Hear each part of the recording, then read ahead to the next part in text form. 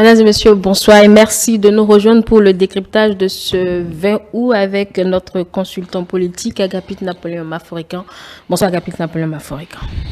Bonsoir Angèle, bonsoir à tous nos téléspectateurs, ceux qui nous suivent depuis les différentes plateformes de la chaîne. Oui. Et nous remercions tous ceux-là qui nous ont joints ce matin. Donc, ils ont interagi avec nous à travers les différents appels et messages. Pour ce qui est des messages, nous allons y répondre ce soir. Mais avant de venir donc aux questions des téléspectateurs, vous avez suivi nos plateaux Agapit Napoléon Maforican. Vous avez d'ailleurs vous êtes intervenu dans le duel. Alors, pour l'entretien et tout le reste, je vais vous laisser réagir là-dessus avant qu'on en vienne aux questions des téléspectateurs. Oui, je voudrais d'abord remercier les deux dualistes, monsieur le docteur Paul Wissou, oui, et puis monsieur Stanislas Ngwedji. Disons que j'ai été amené à intervenir dans ce duel, non pas comme dualiste, mais un peu comme régulateur un peu de tout cela, puisque le débat était sur enfin une chance pour la paix. Il me semblait qu'on s'écartait un peu de cela, mais bon, on s'est bien entendu après, voilà. Donc ce n'était pas dans le fond la position des dualistes qui était en cause.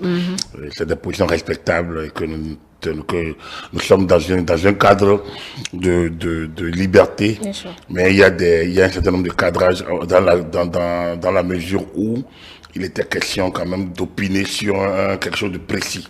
Sinon chaque mot, comme le dit Dr Wissou, chaque mot peut donner lieu à plusieurs interprétations, et donc nous devons faire beaucoup attention. Non pas parce qu'on a peur de quelque chose, de quelqu'un, non, mais c'est parce que nous sommes des responsables et nous devons veiller à ce que nos téléspectateurs comprennent ce dont nous parlons et nous suivent surtout dans la droite ligne de ce que nous proposons leur dire. Voilà, donc ça c'était d'abord ça dont je les remercie et pour la compréhension. Ensuite, oui, j'ai écouté à ce niveau aussi, bon, ce sur quoi je n'étais pas d'accord, c'était un peu qu'on justifie ou bien qu'on explique l'avènement des putsch par un mauvais comportement des acteurs politiques. Je pense qu'on doit être clair là-dessus. Les militaires ne sont pas outillés par le peuple pour arracher le pouvoir. Ça, ce n'est pas normal. On ne peut pas prendre le pouvoir par les armes et tirer un coup de force. Et en la matière, tous les instruments internationaux condamnent et tout le monde le condamne, mais après les gens mettent un mais. Non, c'est le mais là qu'on doit abandonner. On doit le condamner totalement. On ne peut pas se trouver constamment en guerre. Donc la prise de pouvoir par les armes crée une situation de fait qui ne peut pas continuer lorsqu'on parle de développement. Et donc, pour moi, il faudrait qu'on en fasse une position dogmatique. Une position dogmatique, totalement dogmatique. Tout comme les gens y croient au Saint-Esprit, tout comme les gens y croient à la conception de Marie sans péché, tout comme les gens croient en Dieu d'ailleurs, tout comme on croit à la résurrection de la chair. Je suis un chrétien et que les pontes de l'Église catholique m'excusent, mais j'utilise ce format en clair pour montrer clairement que lorsque de position dogmatique, personne ne dit mais d'accord, je crois en un seul Dieu, mais quand on met le mais, on ne croit plus en un seul Dieu. Quand le Dieu te souvient, ce n'est plus la foi. Donc, le credo que nous disons tous les dimanches, tous les jours, selon ce credo est religieux, ou ce credo œcuménique, je ne sais pas la formule, mais ce credo qui est le cœur même du dogme chrétien catholique, notamment, est ce que nous devons transposer sur le plan politique lorsque nous avons des positions claires et de principe. Je reviens là-dessus pour dire, lorsqu'on dit que nul ne peut prendre le pouvoir par les armes, on ne peut pas dire le mais. Quand on met le mais, c'est qu'on s'écarte du principe sacro-saint et en la matière, on est plus cohérent avec soi-même. Moi, je ne vais pas mettre le mais ma question elle est celle-ci. Quand est-ce qu'on discute alors des causes de ces coups de force? Ça, c'est lors des élections. D'abord, les coups de force ne doivent pas exister.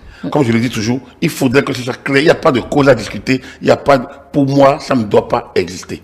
C'est clair et net. Il n'y a même pas à l'expliquer. Rien ne peut l'expliquer. Notre constitution a permis. Moi, je fais de ceux qui pensent que on ne peut pas continuer à prendre les militaires comme les soldats, les sacs au dos des années 60, qui à peine s'expriment en français ou bien le français issu de la guerre. Là. Non, on n'est plus à là. Nous sommes avec des cadres militaires. C'est des gens qui ont étudié, qui ont fort étudié, qui ont des niveaux d'intellectuels, donc qui ont le niveau d'être chef d'État, qui ont le niveau d'être ministre ici et là. Donc ils sont intendants, ils sont médecins, ils sont génie civil, ils sont ingénieurs, ils sont tout. Donc dans l'armée, on ne peut pas les regarder avec un œil dédaigneux en disant que ces gens n'ont pas droit au pouvoir. Non. Mais ils sont militaires. Ils ont choisi quand même. Et là encore, je vais encore vers l'église. Parce que je dis toujours, il faudrait que nous essayions, par ma foi, j'ai accès à certaines logiques. Oui.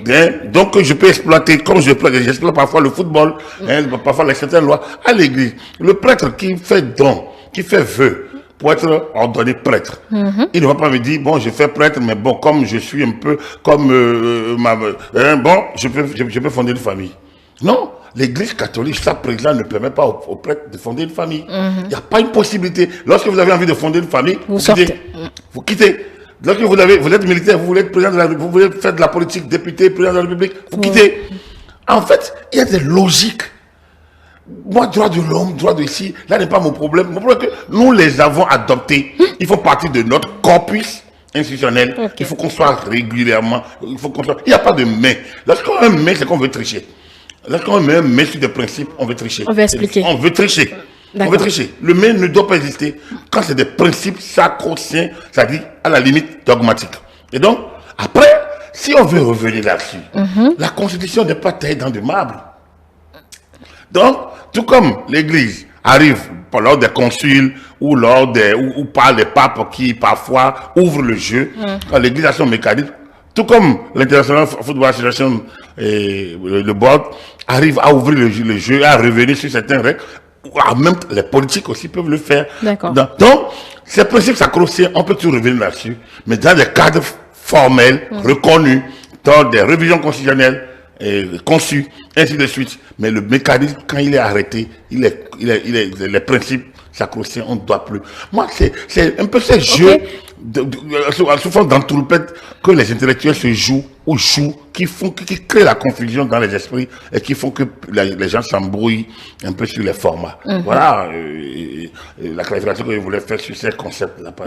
Maintenant, venons à l'entretien avec... D'abord, un retour vers les journalistes. Je pense que la question sur les partis politiques ça a été au niveau des éditorialistes.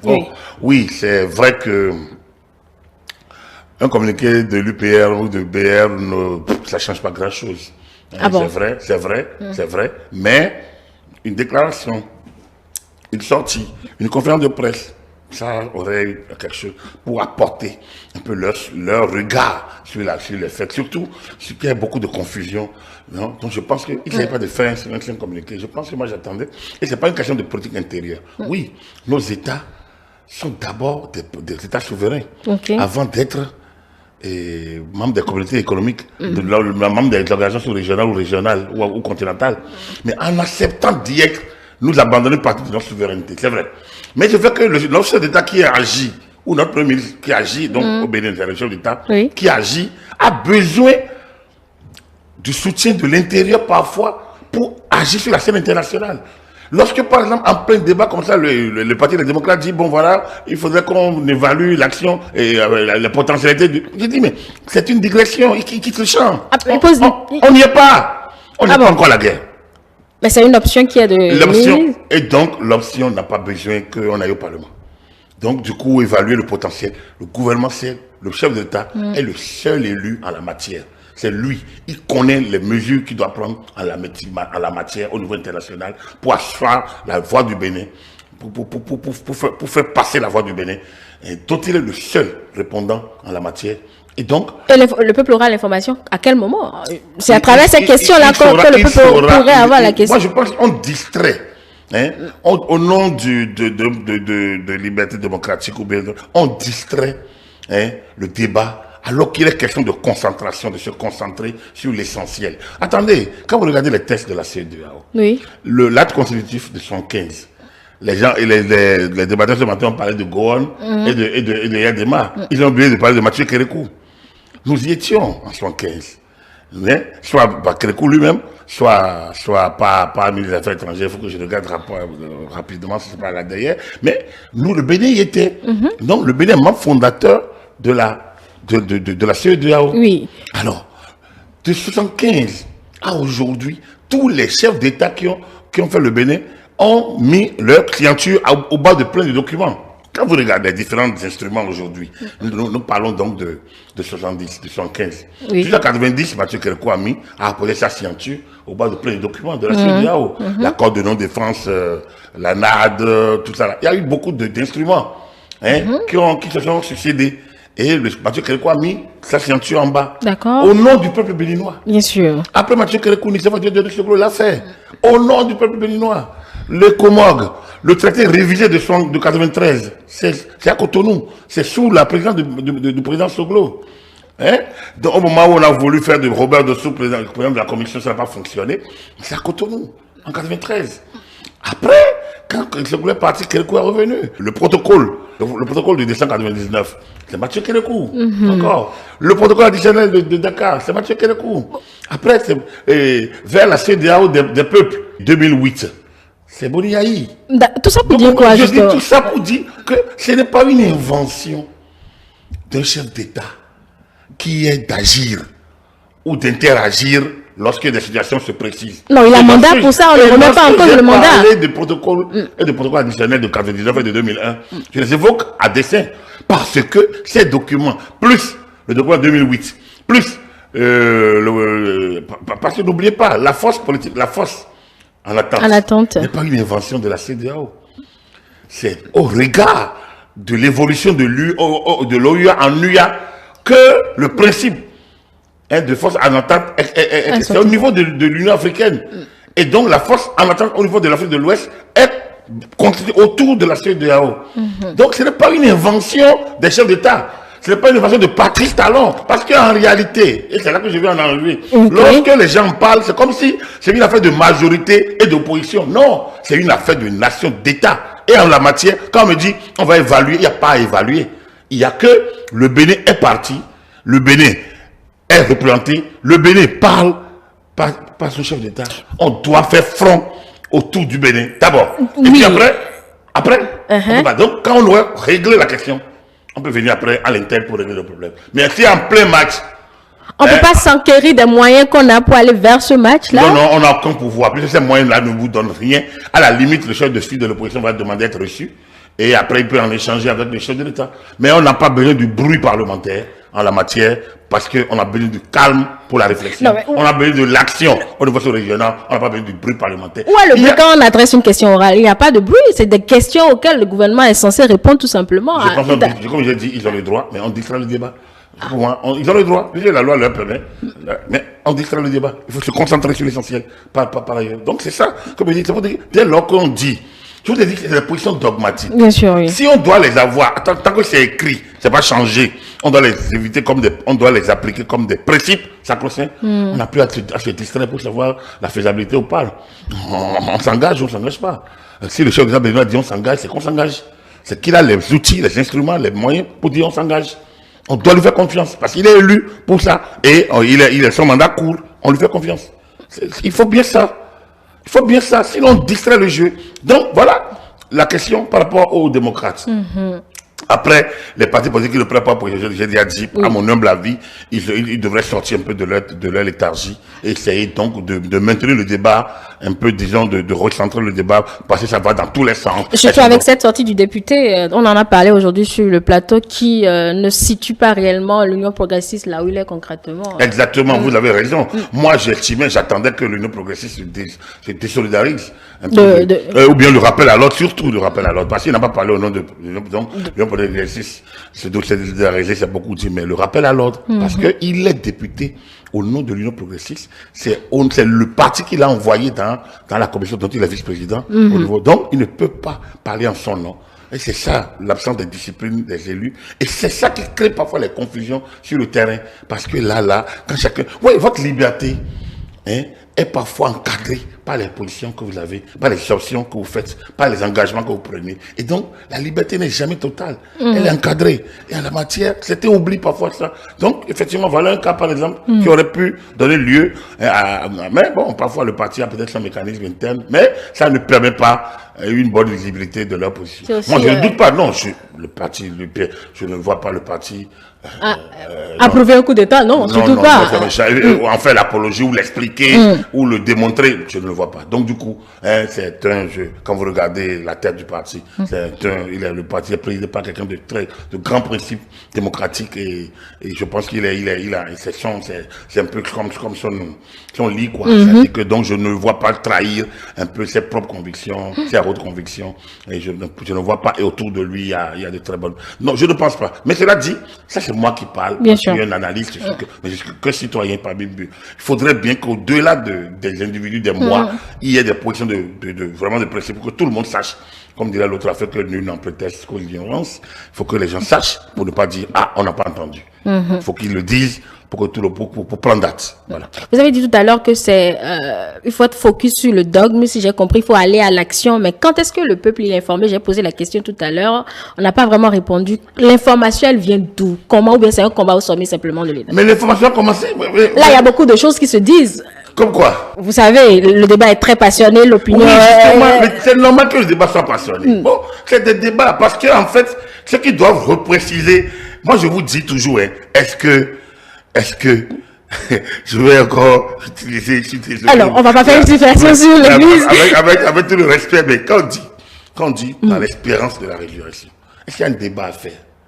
Il n'y a pas de débat à faire. Quand on dit...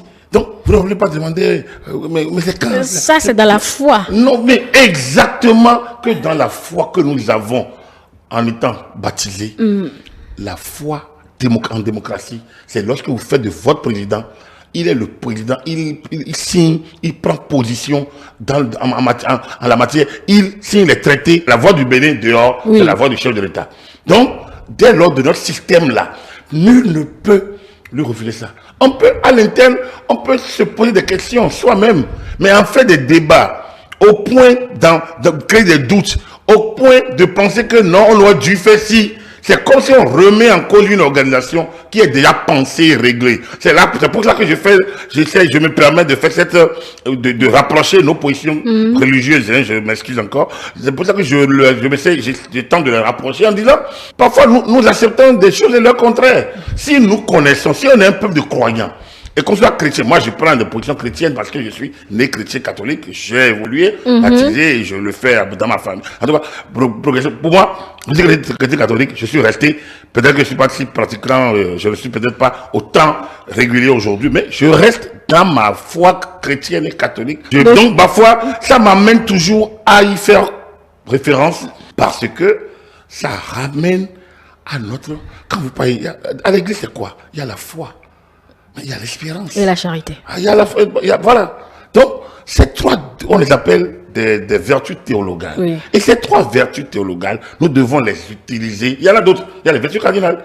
Donc, quand vous êtes, ça, je le sens dans ce monde profane, mais quand je prends les vertus théologales, en tant que chrétien, si nous croyons réellement en ce que nous disons, quand vous êtes un acteur politique, vous ne devez jamais oublier ça. Il ne s'agit pas de professer votre foi religieuse tout le temps et d'en faire un élément d'extravagance.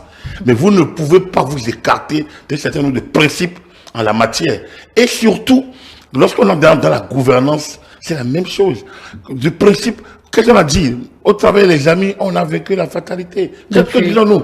Parce qu'il a ajouté, avant de dire ça, Albert Evoli avait présenté un certain nombre de parce que. Donc, en utilisant cette formule à la fin, c'est que nous avons, c'est un peu comme le je crois. Puisque c'est parce que désormais nous avons pris acte que, nous avons décidé que, nous sommes conscients que, et on regarde tout ça, au travers mes amis, on a vécu la fatalité. Lorsque vous revenez un peu là-dessus, c'est la même chose. Donc, la démocratie que tout le monde veut. Si vous voulez, on dit touche pas à ma constitution, alors on ne doit pas réviser la constitution, on l'a révisée de nuit. Alors, les mêmes qui disent ça, expliquent des coups d'État. Mais on ne peut pas. On ne peut pas. Notre constitution dit qu'on ne peut pas donner une fois à un régime qui n'est pas assis sur une élection. C'est pas possible. On ne peut pas justifier. On ne peut pas expliquer non plus. Donc, ça, c'est un militaire qui veut être président de la République, veut être député, doit démissionner de l'armée. Parce qu'il ne peut pas, comme dit Mathieu Kérékou, retourner contre le peuple, son armée. Donc, l'arme que le militaire a n'est pas pour prendre le pouvoir, n'est pas pour se substituer au peuple, n'est pas pour être justicier du peuple. Non, la loi n'a pas dit, aucune constitution ne l'a dit. Et d'ailleurs, qui est rigolo, quand vous regardez les Maliens, dans la nouvelle constitution, c'est bien mis que maintenant un coup d'État, que le coup d'État est un crime imprescriptible. Oui. Alors donc, tout le monde sait ça.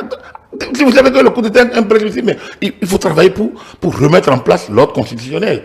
Et donc, pourquoi on est obligé d'aller au Parlement pour expliquer les moyens qu'on a? On n'a pas besoin. On n'a pas besoin de ça. Donc, moi, j'estime que oui, ils ont le droit. Mais après, ils se sont écartés de l'essentiel. Et je pense que quand il faut c'est quand vous critiquez un entraîneur en pré-match. Ah non, là, vous gagnez quoi? Bon, on critique pas, on lui donne peut-être des armes. Non, quand le match se joue, l'entraîneur, il est concentré sur le résultat. Rien que ça. Donc, vous devez faire fort. C'est comme les spectateurs qui eu leurs joueurs sur un terrain. C'est quand même dommage. On ne peut pas le faire. On ne doit pas le faire. On ne doit pas le faire. Ils ne sont pas des supporters. Un supporter supporte jusqu'à la fin. Et après, on peut demander des comptes. Mais on ne peut pas, en plein match. Vous savez qu'on peut retourner une situation en fin de match. J'ai vu des matchs, il y a eu des matchs. Bon, vos exemples ne me donnent pas le match de manœuvre, puisque là, on n'est pas forcément en match. C'est la position de l'organisation régionale, de l'organisation continentale. C'est pas une mais position... il représente le Bénin. Mais c'est pas une position personnelle. Ce qu'il doit faire est déjà dans les textes. C'est pour ça que je parle de principe. Oui. Il ne s'agit pas d'inventer. La CEDEAO n'invente pas ce qu'elle doit faire. C'est parce qu'elle n'a jamais fait réellement ce qu'elle doit faire. C'est parce qu'elle s'est amusée avec les textes pendant longtemps. C'est parce qu'elle s'est amusée avec les principes pendant longtemps. Qu'elle s'est subitement réveillée. On donner l'impression qu'elle ne sert à rien. Mais la CEDEAO a servi à beaucoup de choses. Je vous ai parlé les Comores en 90 pour régler la question de Libéria. Après de la Sierra Leone, après de la Guinée-Bissau, après à côté de la mission des Nations Unies en Côte d'Ivoire, les Comores a agi. Mais les Comores de 90 n'a été validé qu'en 99, après le protocole de Lomé. Donc, de 90 à 99, les Comores a fonctionné sur un champ qui n'avait pas de base légale. D'accord. Mais la suprématie de la CEDEAO, sa position centrale et le principe que l'intégration ne peut advenir que dans un environnement économique, sécuritaire et politique sécurisé, dans un environnement de paix et de sécurité, en droite ligne avec les principes notamment de subsidiarité, tout ça ensemble a permis à l'organisation de se donner les moyens, dont les Comores de 90 à 99. Après, lorsque on est revenu, comme avec l'avènement de l'UIA et le protocole de 99 sur les mécanismes de prévention, de gestion, de la paix, de sécurité et autres là, et le protocole additionnel sur la gouvernance, on a les Comores est devenu puis finalement la force en attente, la force africaine, ouest africaine en attente, donc la force militaire en attente. Alors, donc, il faut savoir que rien n'a été inventé et donc notre chef d'État ne peut que rentrer dans le dispositif qui existe. Et c'est ce qu'il fait. Maître Jacques Miguel allait plus loin. Et ça, il y a eu le conseil de médiation et de sécurité. Vous savez, le protocole de 2019 a créé le conseil de médiation de sécurité. Je ne sais pas si c'est au nom de ça que le président Talon et le président Bazou et le président Tinubu avaient été mandatés pour discuter avec les pays dans lesquels il y avait les Guinéens, en l'occurrence. Je pense les trois pays.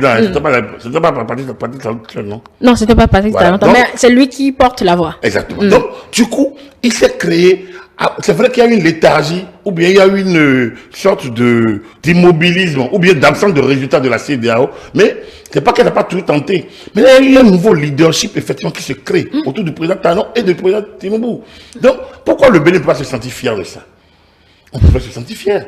Lorsque c'est l'identité de leadership, moi je me rappelle quand le président Yaya a été élu à la commission de l'Union africaine, tout le monde était content. Comme président en élection de l'Union africaine, tout le monde était content. Mais ça nous a valu de laisser la présidence de la commission de la CEDEAO. Donc, on a dû sacrifier la commission de la CEDEAO pour que le président Talon et le président Yahi prennent la présidence de l'Union africaine. Or, quand vous regardez les deux, le président de l'Union africaine, c'est plus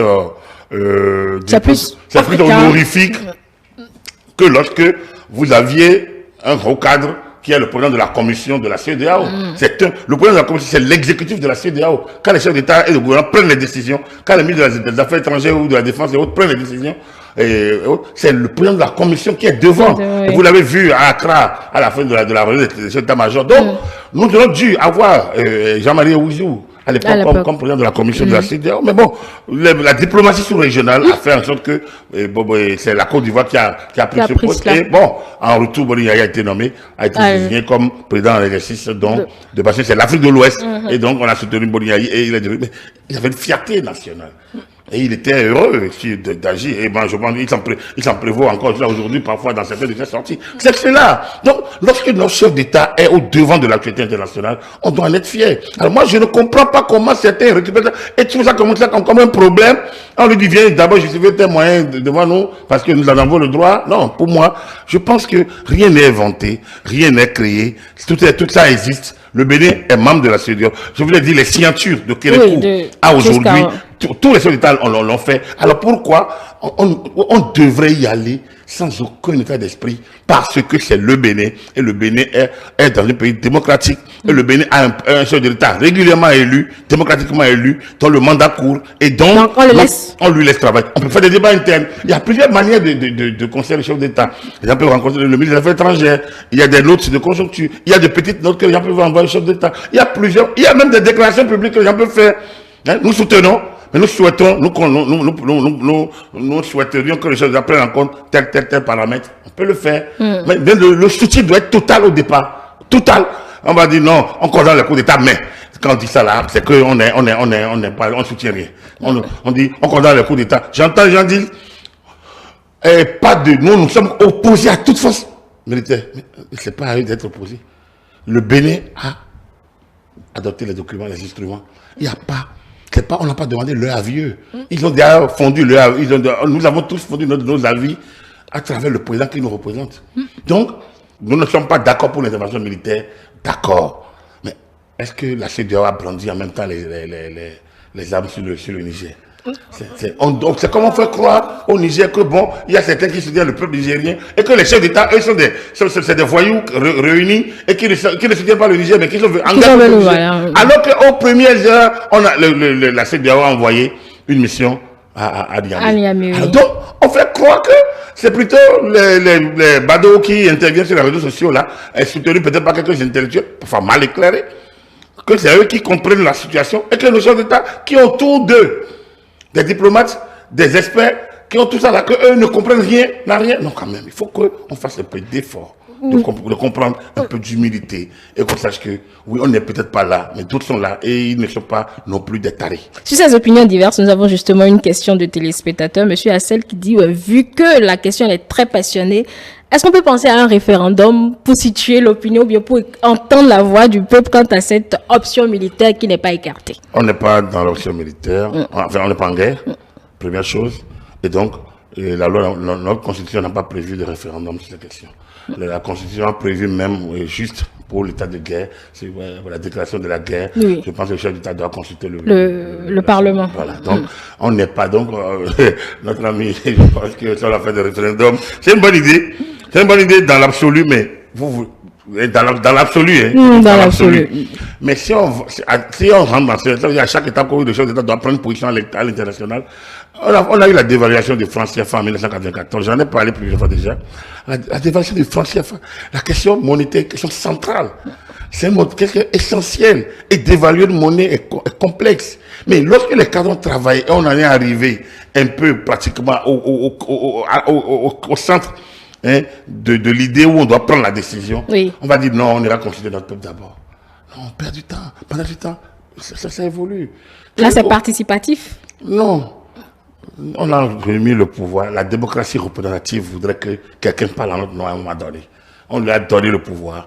Il faut qu'on lui fasse confiance. Et surtout, le nouveau leadership. Moi, je le dis toujours, les Béninois doivent avoir foi, comme je le dis toujours, et essayer parfois de rabattre les égos. Hein? Pourquoi on ne veut pas reconnaître à partir de talent un certain leadership international aujourd'hui et lui faire confiance dans la gestion de ce dossier? Par exemple, ça dérange qui? Par exemple, qu'est-ce qu'il a déjà fait de mal là où on a besoin de consulter le peuple? Qu'est-ce qu'on va demander quoi au peuple? Le Bénin doit-il engager ses forces? Mais cette question est déjà définie par la CEDEAO. C'est pour ça que j'ai cité tout à l'heure. Oui, vous en avez fait. Pour dire, mais c'est pas nouveau. On a adopté ces protocoles, mais on n'avait pas besoin. Même la charte, quand on est allé, je pensais au niveau de la charte, je pense qu'il y avait ratification. Je ne me rappelle pas si, j'ai pas connaissance si la charte même de 75 a dû faire l'objet de ratification, mais je pense que ça devrait l'avoir été. Mais après, si la Charte a prévu que les protocoles n'ont pas besoin d'être ratifiés, ou alors doivent l'être, donc ça veut dire que les protocoles l'ont été dès qu'un certain nombre de ratifications sont acquises. Mais il y en a où on n'a pas besoin de ratification nécessairement. Comme je dis, au niveau du traité de l'UEMOA, on n'a pas besoin de ratification. Et en même temps, on a créé l'UEMOA, on a dévalué le franc CFA. On n'a pas attendu d'aller dans le Parlement. Et on n'a pas fait de référendum. Ça s'est imposé aux nations parce que c'était ça ou rien, presque. D'accord. Presque. Donc, il faudrait... Après, bon, les grands intellectuels vont... Vous savez, c'est un peu comme nous parlons français. Hein, il y a les puristes, il y a les grands puristes, il y a les super puristes. Et puis, il y a les adeptes de Madame Michu. Il y a plusieurs courants dans le français que nous parlons. Oui. Il y a ceux qui sont adeptes de néologisme. Il y en a qui sont totalement français, académiciens de la France, que personne ne parle réellement que les académiciens même. Donc, il y en a tous ceux qui vont vous sortir de cette littérature. Mais la question, est-ce que quand on parle français... On se comprend. On se comprend. Voilà. Donc, en la matière, nous sommes dans un domaine où tout est déjà planifié. Celui qui est là aujourd'hui, c'est Patrice Talon. Demain, il va quitter. Un autre va continuer l'œuvre. Peut-être parmi eux maintenant, c'est celui qui dit allons au Parlement. Et après, quand lui sera là-bas, ou bien mon ami qui dit allons au référendum. Mais quand lui sera là-bas, si lui va faire un référendum, parce qu'il va dire non, les textes ne sont pas prévus de référendum. Non. Il faudrait qu'on lise ces documents. C'est vrai, je peux reconnaître que la CEDEAO n'a pas fait beaucoup d'efforts de communication. C'est une forme d'un appareil tellement... Mais c'est toutes les organisations. C'est pas nécessairement la CEDEAO. Lui, on dit l'Union africaine est contre l'intervention. L'Union africaine oui, il y a une sorte de désolidarisation. L'Union africaine ne peut pas être pour ou contre. C'est la CEDEAO. Prendre des mesures. La CEDEAO, on est dans l'espace ouest africain. On n'a pas besoin nécessairement de l'Union africaine. On n'a pas besoin nécessairement de la... Mais vous dites souvent que c'est la branche opérationnelle de l'Union africaine. Absolument. L'Union africaine peut l'activer. Mais la CEDEAO est garante au niveau de l'Afrique de l'Ouest des principes de charte de traité de l'UA. Et donc, parfois, est outillée pour prendre des mesures dans l'espace. Et à travers les instruments, je ne peux pas vous les citer, mais on peut revenir dans la gouvernance. Okay. Donc, en réalité, la CEDEAO peut s'engager, jusqu'à même aux armes. Peu. Mais après, oui, si pour le faire, il faut qu'elle soit vraiment sûre. Sinon, si ça pète... Après, ça peut créer beaucoup de polémiques. Imaginez, on a dit on va remettre Bazoum en place. Si l'opération tourne mal et Bazoum n'arrivait plus à être en mesure d'être remis en place, est-ce que la CEDEAO a atteint ses objectifs? Voilà la question. Donc, il y a plusieurs outils, instruments qu'il faut utiliser. Mais c'est pour ça que je dis, mais la CEDEAO même n'a pas dit en même temps. Dès l'annonce, oui, il y a la première position, c'est la position de principe. Et après, au regard de l'évolution, c'est vrai, je l'ai dit, hein, si on devrait, il fallait, plus la jeune a le temps, plus elle organise son pouvoir. Et là, ce qu'elle fait d'ailleurs. Absolument. Ce qu'elle fait actuellement avec les dernières informations du Niger. Absolument. Et c'est là que je me demande d'accord avec M. Mingan, il parle de prise d'otage, Non, on a quitté la phase de la prise d'otage. Là, on peut dire que c'est consommé, même si Bazoum n'a pas démissionné. Non, il y a eu prise d'otage. On a pris, le chef de l'État en place a été pris en otage par sa garde. Oui. Par l'équipe qui devrait assurer ça. Oui. Ça pose quand même un problème d'éthique. Ça, c'est dans tout le monde entier, on doit quand même avoir peur que celui qui est chargé de votre sécurité vous prenne en otage. Ça pose un problème. Il y a des choses que vous ne pouvez pas vous permettre en la matière. Comment se fait-il que celui qui est chargé de votre sécurité vous prenne en otage, vous bloque chez vous et dit vous n'avez pas de liberté et vous empêche des gens de vous, alors que vous n'avez pas usurpé cette position-là. Bien, ça c'est des questions de principe, ça. Mais après, quand ils ont fait ça, l'armée régulière, donc qui défend le pays. Parce que ceux qui ont pris le président d'otage, c'est ceux qui défendent sa sécurité à lui. Oui. C'est pas ceux qui défendent le pays. La garde républicaine. Les forces spéciales dont on parle sont chargées de la sécurité présidentielle. Mais après, l'armée nationale est chargée de la défense du territoire nigérien. Et donc, lorsque l'armée a rejoint les mutins, l'armée a donné alors à l'opération son caractère de coup de force militaire, de coup d'État, puisque, ce faisant, le Conseil national qui a été créé a dissous la Constitution, a dissous les institutions régulièrement en place. On ne peut plus continuer de dire que c'est une prise d'otage. On a passé l'étape. On est passé à une autre étape de la prise d'otage. On est passé maintenant à une adhésion Je ne sais pas si la maire a sorti un communiqué à l'époque pour justifier sa position. Ben de ça, il veut éviter certaines choses. Bon, on peut croire, on peut ne pas croire, mais la maire l'a justifié. Donc, du coup, ça a donné à ce pouvoir en place un pouvoir, le titre de pouvoir de fait. Donc, on n'est plus, l'ordre constitutionnel est remis en cause. On peut plus continuer de parler de prise d'otage. On est passé à une autre étape de la prise d'otage. Parce que la CEDEAO ne peut pas discuter avec des mutins. La CEDEAO ne peut pas discuter avec des ravisseurs. La CEDEAO ne peut pas envoyer des missions. Non, la CEDEAO discute avec un État. Et donc, il se fait qu'aujourd'hui, quoi qu'on puisse en dire, celui qui représente aujourd'hui, celui qui représente l'État nigérien, c'est... Non, il y a deux autorités, en fait. Il y a une autorité qui ne peut plus exercer. Donc, il y a un pouvoir légal qui ne peut plus être fonctionnel parce que le président est encadré, est gardé. Écarté, oui. On peut utiliser le point d'otage, mais le président est gardé en otage. Et son pouvoir réel est atténué par la mise en place de notre gouvernement qui est en place. Et donc, il y a un premier ministre qui commence pas à faire même le tour de la... Oui. Donc, il y a un premier ministre de fait, du pouvoir de fait, il y a des ministres du pouvoir de fait. Donc, du coup, un autre pouvoir s'est installé. La CEDEAO ne peut pas faire fi de tout ça. Et donc, de la première position, après le coup du 26 juillet, la CEDEAO a évolué. A évolué, mais n'a pas dit. Quand vous regardez l'évolution de sa position, la CEDEAO ne s'est pas trahie. Elle est restée cohérente. Donc, ce qui n'est pas de coup de force, la CEDEAO n'a jamais dit ma première arme, c'est aller bombarder le Niger. Jamais. Il faut qu'ils suivent la logique. Il faut qu'ils suivent la logique, il faut qu'ils suivent l'évolution des positions de la CEDEAO. Nulle part, la CEDEAO a dit, ma première option, c'est d'aller. Donc, quand j'entends les gens dire, ah non, nous, on n'est pas contre on est contre les coups de force. Je dis, mais qui vous l'a demandé? Qui vous a dit qu'il y a coup? Par contre, la force en attente doit se mettre en branle, en alerte. Parce que sa mission première n'est pas d'aller intervenir pour remettre en place un seul État, mais c'est de veiller à la sécurité et intervenir là où l'ordre est perturbé. Un certain nombre de la force a un certain nombre et les autres instruments donnent la main à la CEDEAO d'agir. Alors il y a une complexité de compréhension de tout ça, c'est vrai, qui n'est pas donnée à tout le monde. Ça c'est vrai. Mais lorsque ceux qui doivent interagir là-dessus, intervenir, notamment ceux qui ont un niveau élevé, ceux qui se prévalent donc du statut d'intellectuel, ça c'est de leur droit parce qu'ils sont libres de s'en prévaloir tant qu'ils se ressentent ainsi. Mais alors pour le faire, il faudrait quand même qu'ils essayent de comprendre qu'il y a à chaque étape, l'arbitre de football, il peut se tromper. Mais la loi de football dit quoi? Les décisions qu'un arbitre de football a prises, même en erreur, demain des décisions, on ne suit pas. Jusqu'au moment, tant que le match, même quand on utilise la VAR, c'est-à-dire que la vidéo, quand l'arbitre regarde la vidéo et dit que c'est ce que lui dit là, c'est ce qu'il dit qui va passer.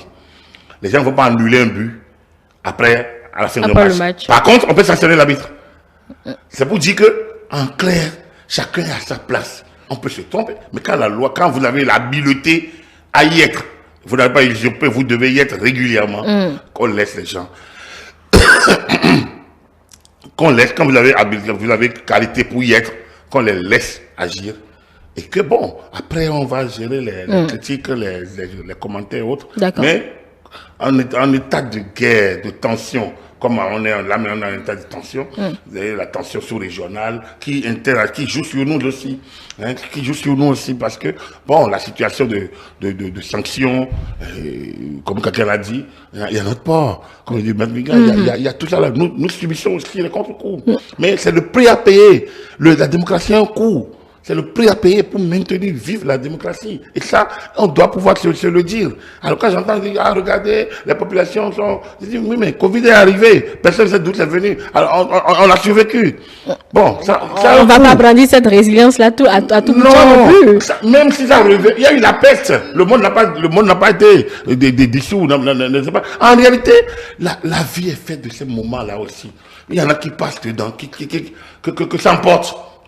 Hélas. Mais le monde se poursuit, la vie se poursuit. Alors, il faut les principes, il faut les faire respecter, parfois même au prix de quelques sacrifices. On va continuer avec les questions des téléspectateurs. Wilfried Koto qui dit, est-ce que les sanctions de la CEDEAO ne sont pas illégales puisque dans les protocoles de la CEDEAO, il n'a jamais été prévu la fermeture des frontières, surtout pour ce qui concerne les pays enclavés. Une question de M. Wilfried Koto. Les protocoles n'ont pas parlé des pays enclavés, des pays côtiers. Donc, c'est un ensemble donc, de dispositifs. Les sanctions ne sont pas illégales. Comme je l'ai dit, il faudrait que l'AMI lise bien les protocoles, notamment de 99 et de 2001.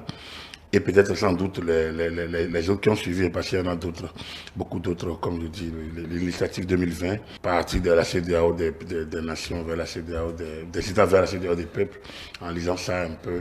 Il y a beaucoup d'autres instruments, hein, ainsi de suite, qui ont quand même donné la main à l'organe. Il y a beaucoup de choses. Si la CEDEAO avait été une structure bien outillée, bien financée, hein, mais les instruments qui existent ne peuvent pas permettre la remise en cause de l'ordre constitutionnel. Les instruments, il y en a beaucoup. Comme je dis, il y a un conseil de médiation et de sécurité qui existe. 9 membres de la CEDEAO, 9 États membres. Et qui est celui, en fait, c'est ce conseil de médiation qui active la force en attente, notamment.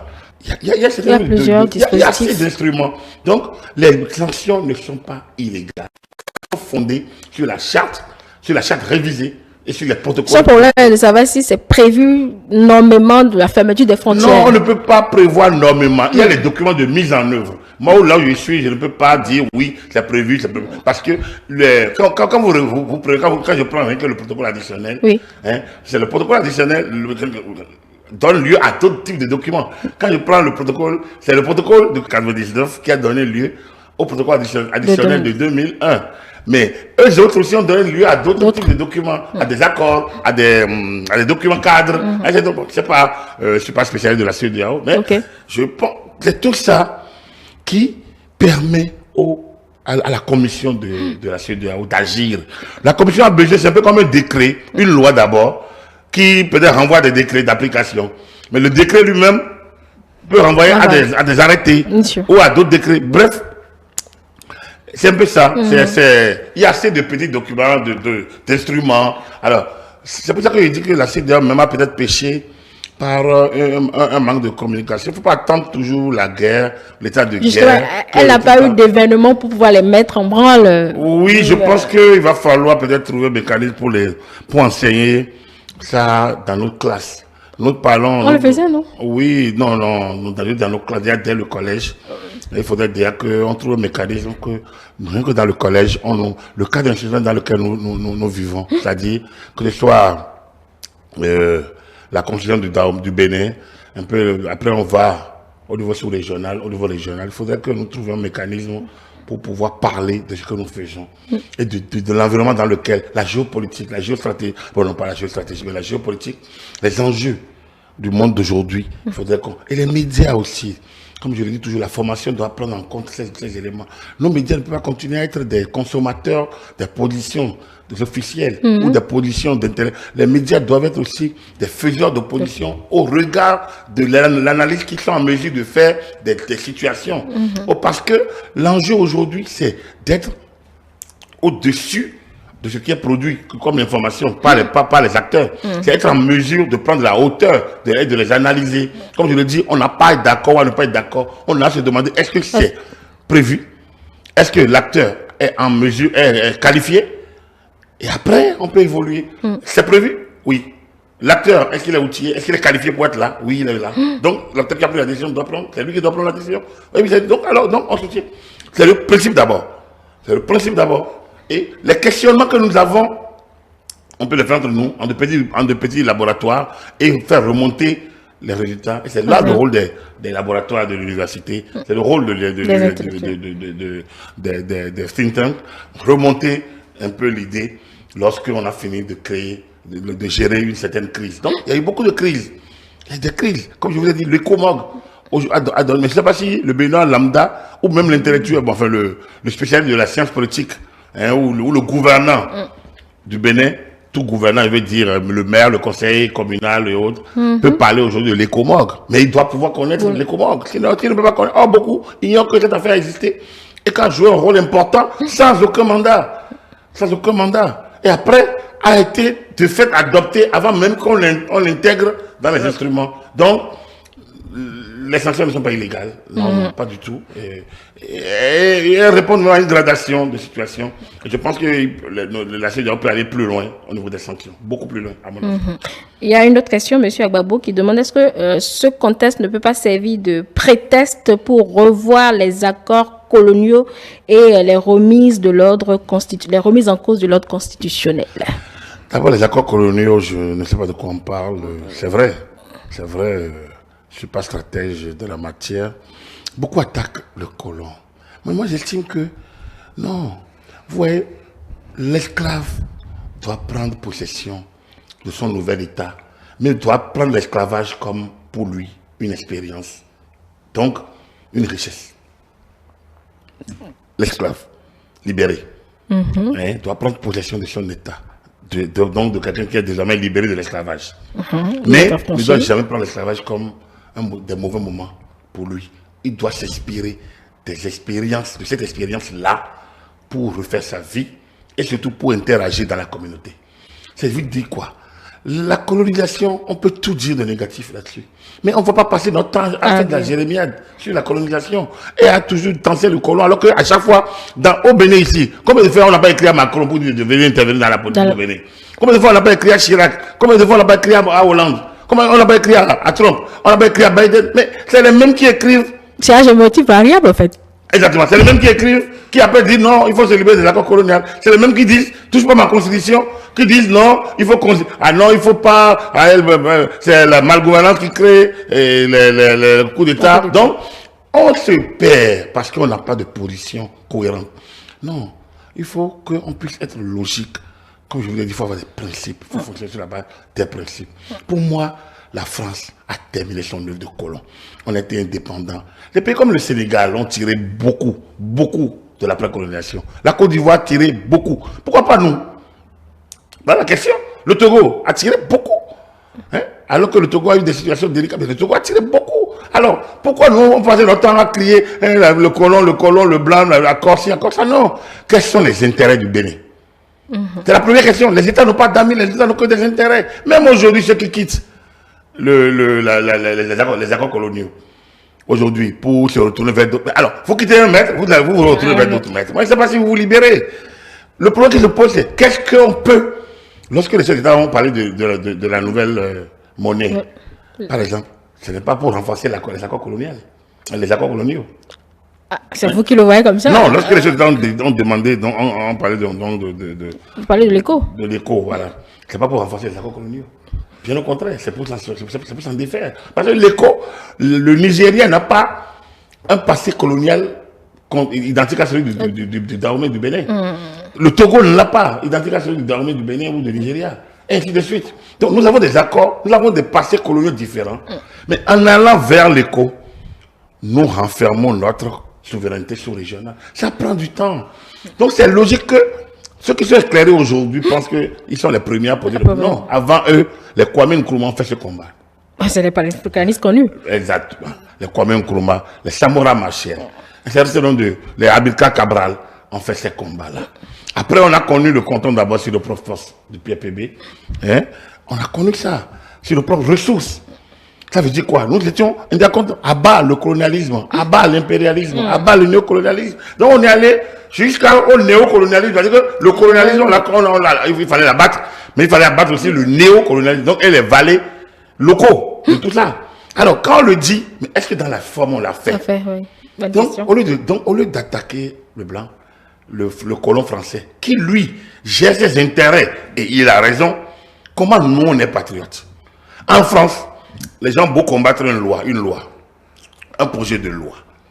Ils vont manifester, ils vont tout faire. On a vu ça, mariage pour tous. On a vu ça dans le cadre de la retraite. On a vu ça, Gilets jaunes. Mais lorsque la loi est votée et fait le tour de contrôle de constitutionnalité, est promulguée, publiée, on l'a pris comme loi de l'État. Les gens l'attaquent autrement, mais ils ne vont plus faire des meetings et des marches pour ça. Par exemple, parce qu'ils le reconnaissent comme la loi d'État. Donc, nous devons apprendre les bons côtés du colonialisme. C'est ça que je vous dis. Et notre statut, les accords là, on regarde, qu'est-ce qu'on peut profiter de ça? On n'a pas de terrorisme. en la sous-région. C'est au nom des accords qu'il y a les opérations et Serval ou bien tout cela. Épervier, on l'a eu ailleurs. Quand les gens sont allés extirper Gbagbo, beaucoup ont applaudi. Ils ont dit, ah oui, la démocratie a triomphé. Et tout le monde, moi, je n'étais pas particulièrement d'accord. Je n'étais pas particulièrement d'accord avec. Mais je connais plein qui ont applaudi. Ah oui, mais les mêmes disent qu'il faut attaquer la France. Donc, moi, j'estime que les accords, il faudrait que nous ayons des positions fermes en la matière. Moi, je pense qu'il faut ouvrir le débat avec la France. Le Bénin n'a pas revisité ses accords coloniaux. Pas à mon avis, pas à ma connaissance. Mais le Bénin a changé de stratégie. Depuis près de 8 ans, le Bénin utilise ce que Patrice Talon appelle des relations bilatérales décomplexées. Je pense que c'est ça. C'est le mot. Je pense que je lui emprunte l'expression décomplexée. Je ne sais pas s'il utilise relations bilatérales. Mais pour lui, ces relations doivent être entre la France et le Bénin, les États-Unis et le Bénin, et l'Allemagne et le Bénin. Tout ça doit être décomplexé. Et ça se voit dans la manière de gouverner, dans la manière de gérer les affaires brûlantes. Il a tout démontré. C'est ce leadership que nous devons copier et que aujourd'hui Patrice Talon exporte vers l'Afrique de l'Ouest et dont Maître Biga a parlé, que j'appuie par ailleurs. C'est ça que nous devons quitter le champ de l'affrontement direct, le champ de l'ego personnalisé, pour remonter un peu au centre de l'idée, comme je le dis, plus haut. Donc, on peut aller un peu plus haut dans l'analyse et comprendre que des choses, on peut ne pas aimer le chien, mais il faut reconnaître qu'il court bien. C'est ça que les fonds disent nous à votre Quintor. Donc, ça dit que tout ce qui est beau, tout ce qui est bien chez la France, nous copions, nous prenons. Ce qui n'est pas mauvais, on ira prendre chez la Russie, ce qui est bon chez la Russie. Chez les Américains, on ne peut pas copier le système des Américains. On ne peut pas. Donc, écrire à Biden pour dire de venir intervenir dans la démocratie béninoise, c'est ça qui est condamnable. Écrire, c'est les postures néocolonialistes. C'est-à-dire que c'est des gens qui ne veulent pas se libérer et qui ont besoin de colonial pour pouvoir se laisser conduire. Non, ceux-là, c'est eux qu'il faut combattre. Les accords, on n'a pas besoin de les combattre, on peut demander les renégociations des accords. Donc, je suis d'accord avec l'ami. S'il faut renégocier, les États vont voir. La CEDEAO va voir. Lui, peut-être, il est peut-être une élite. Je ne sais pas quel nom. Donc, il peut impacter. L'université peut impacter. Pour moi, il n'y a pas une position dogmatique. Sur ces questions-là, il y a les questions de principe. Après, les positions peuvent évoluer et être transformées désormais en de nouvelles questions, en de nouveaux principes à caractère dogmatique. Je préfère le dire ainsi, comme un peu les principes à valeur constitutionnelle que les gens ont créés. Moi, je peux parler des principes à caractère dogmatique. Et donc, faire en sorte que, lorsque l'idée évolue, partager, et on voit le pour et le contre, les conséquences possibles. Donc, ce que les autres avons appelé l'analyse stratégique ou l'analyse SWOT, lorsque vous finissez de faire, et vous voyez là où avec les gouvernements, on peut transformer cela en principe à valeur dogmatique. Donc, ça devient un principe opposable à nous tous. Mais ça n'arrête pas non plus la pensée. La pensée continue. C'est une dynamique. Mais le gouvernant, lui, il agit sur la base des principes. Pendant que la pensée évolue ailleurs. Et ainsi de suite. C'est comme ça. Donc, ne prenons pas la place du gouvernant quand on n'est pas là. Mais on peut l'aider, on peut l'éclairer, on peut prendre d'autres places. Mais pensez que le gouvernement doit penser comme nous et qu'on ne doit pas. Moi, il y a une position qui est passée inaperçue ici. Laquelle? De Jean-Pierre Edon. Mais c'est une position de diplomate. Quand vous réécoutez ça, c'est la position normale, ça. Quand vous le réécoutez encore. Moi, j'ai réécouté dans la semaine au moins 3 fois. C'est la position. Ça dit quoi? La CEDEAO, il a expliqué. Et lorsqu'on reprend... Non, bon, je ne reviens pas sur ce que le porte-parole du gouvernement a fait avec le ministre des Affaires étrangères, sa dernière sortie. Parce que là, on est dedans aussi. Non, je ne parle pas. Eux, ils sont, on va dire, bon, c'est les officiels du gouvernement. Non, je parle de quelqu'un qui est libre, qui est un peu, qui est un intellectuel, qui a pris de la hauteur sur le sujet, mais qui a montré... Il y a plusieurs types de diplomatie. Pourquoi on en arrive là où on est aujourd'hui? Vous ne pensez pas que le rôle des chefs traditionnels, le rôle de la diplomatie parallèle, mais il y a la diplomatie interne de la CEDEAO qui fait qu'aujourd'hui la CEDEAO tient le rang. Aujourd'hui les Nations Unies ne s'attendent même pas sur le sujet parce que la CEDEAO est là. L'Union africaine n'arrive pas encore à ce point. La CEDEAO est là. Et ça, des diplomates de la CEDEAO travaillent. L'appareil travaille, les chefs d'état-major se retrouvent. Mais la CEDEAO est présente. On doit en être content, en être fier. Mais il y a peut-être des choses sur lesquelles on veut que ça aille un peu autrement. il y a des cadres de réflexion. Les think tanks sont là, les centres de réflexion sont là, les laboratoires d'université sont là, les groupes de pression aussi sont là. Mais il faut qu'ils fabriquent la pensée, la structure, et non, on n'intervient pas comme ceux qui sont un peu en roue libre sur certains réseaux sociaux et aillent dans tous les sens. Non, quand on veut engager nos troupes, même si on les met en état d'alerte, on ne peut pas continuer à dire certaines choses. Les jeunes ou les amis ceux qui sont engagés dans ces troupes-là, c'est des enfants de quelqu'un. Bien sûr. C'est des parents de quelqu'un, c'est des maris de quelqu'un. Alors lorsque on est en temps de mobilisation de la troupe, et vous lisez tout ça là, c'est déroutant, c'est démobilisant. Et donc, ces choses-là, on n'a pas besoin de les apprendre à quelqu'un, ils doivent les savoir. Voilà. Oui, justement, par rapport à le dernier aspect que vous avez évoqué, on ne va pas finir sans l'aborder. Agapit Napoléon Baforican, on a vu la délégation de la CEDEAO prendre langue avec Bazoum. Finalement, je peux dire que c'est la première sortie physique de l'homme depuis, je ne vais pas dire sa détention, en tout cas depuis cette situation. Et dans le même temps ou dans la nuit, le général Tchiani sort pour montrer la voie sur un dialogue national inclusif et une transition de 3 ans. Une autre forme de provocation. Comment on peut prendre cela? Vous savez, on l'a dit la dernière fois, je l'ai dit, chacun bombe le torse. Oui. Là, c'est une guerre de communication. Une situation de fait s'est créée. L'idéal était d'en finir rapidement dans les quelques heures où ça. Là, on était en position de prise d'otage et ça aurait pu tourner autrement. Mais l'otage aussi peut laisser sa vie. Est-ce qu'on est prêt à ça? Donc, ouais, c'est pas facile. Alors, aujourd'hui, la situation est déjà créée. Il est clair que, comme l'a dit quelqu'un, ramener Bazoum au pouvoir, je ne sais pas si on réussira encore ça. Alors que la CEDEAO n'est même plus réellement accrochée à ce principe, c'est le rétablissement maintenant de l'ordre constitutionnel. Oui, on évolue. Parce que la situation de fait, mais moi ce qui m'importe, c'est que cette CEDEAO mobilisée soit désormais, se donne les moyens de rester mobilisée dans l'espace ouest africain et se donne les moyens de communiquer dans les populations, d'expliquer au niveau des universités. Moi, c'est un peu ça. Ce qui va se passer au Niger, pour moi, il y a une CEDEAO de ces dernières années, parce qu'en fait, il y a des grands courants. Si on parle de 75 ans aujourd'hui, il y a de grands moments. La CEDEAO sous Obasanjo, la CEDEAO sous Babangida, toujours c'est d'abord porté par le Nigeria. C'est peut-être la première fois qu'on voit le Bénin vraiment dedans, engagé aussi. Le leadership, on l'a vu. C'est la première fois. Mais déjà, comme je l'ai dit en 1994, on y était. Le sommet de Cotonou en 1993, où on a révisé le traité de 1975, le sommet de Cotonou sous le président Soglo, était déjà un sommet décisif, où il était question que on ne va pas, l'intégration économique là, que nous appelons ne peut pas se réaliser sans un environnement de paix et de sécurité. Donc, lorsqu'on en arrive là, c'est dire que il faut des leaderships.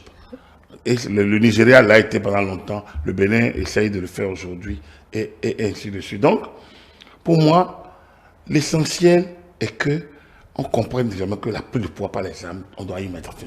Si le CEDEAO avait fait preuve d'autant de fermeté pour les premiers cas au début des années 2000, on n'en serait pas là aujourd'hui. C'est vrai, on a connu les cas de Libéria, je vous ai parlé du cas de Lecomog, mais le coup d'État de Dadi Camara en Guinée a été perçu comme un bon coup d'État parce qu'il fallait faire partir ceux qui s'accrochaient au pouvoir. Non, il ne peut pas avoir de bons coups d'État. C'est ça qui est l'erreur qu'on a.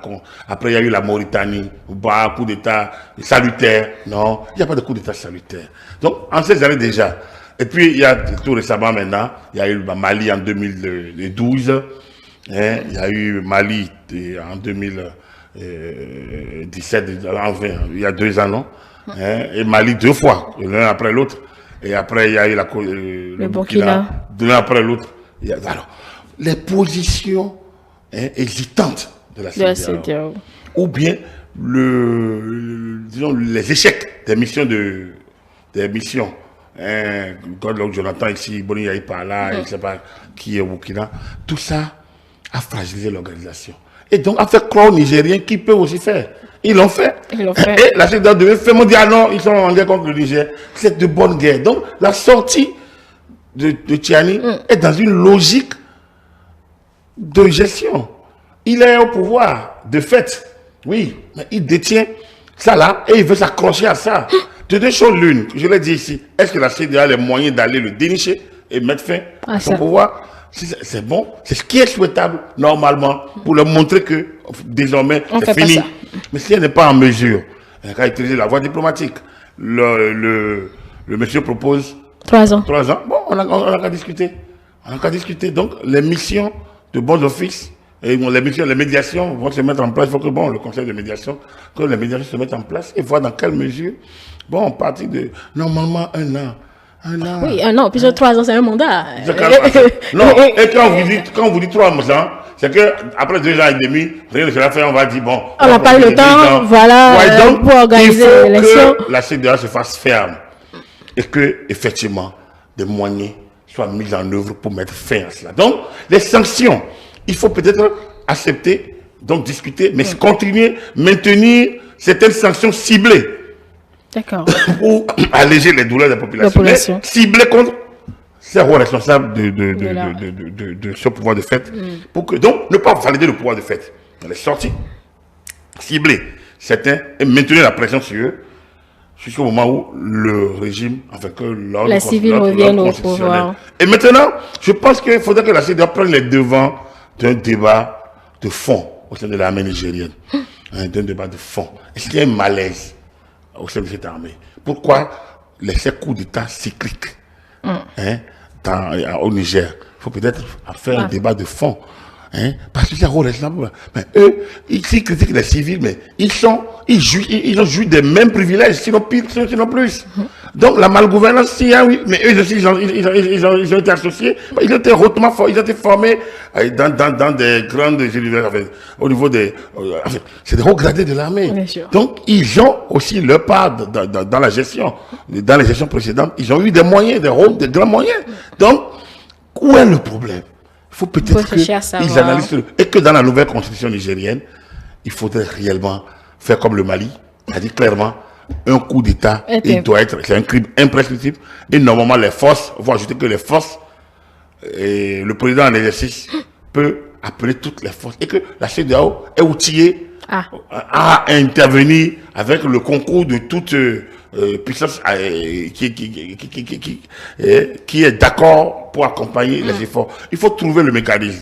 Il faut outiller la force en entente, lui mettre en place un fonds, comme on fait le fonds des élections. Il faut outiller la force en entente au niveau de l'espace pour que la force soit en mesure, tout au moins, de se positionner quand il le faut, dans les 48 heures, lorsque certaines situations sont remises. Je pense globalement, moi, je sors des idées comme ça. Non, je pense qu'il faudrait peut-être refaire la réflexion sur l'opérationnalité du protocole de 2019, de celui additionnel de 2021 et de tous les autres qui ont suivi, pour voir de manière opérationnelle comment maintenir ces dispositifs pour que la CEDEAO soit réellement celle donc des peuples. Les peuples en question devant être informés pour comprendre. C'est-à-dire que les populations, je veux dire, les populations devant être informées pour comprendre les moyens, pourquoi la CEDEAO agit, dans quel objectif, et que de ne pas les regarder comme un appareil en haut qui ne comprend rien à rien et laisser alors les gens qui n'ont qu'un mandat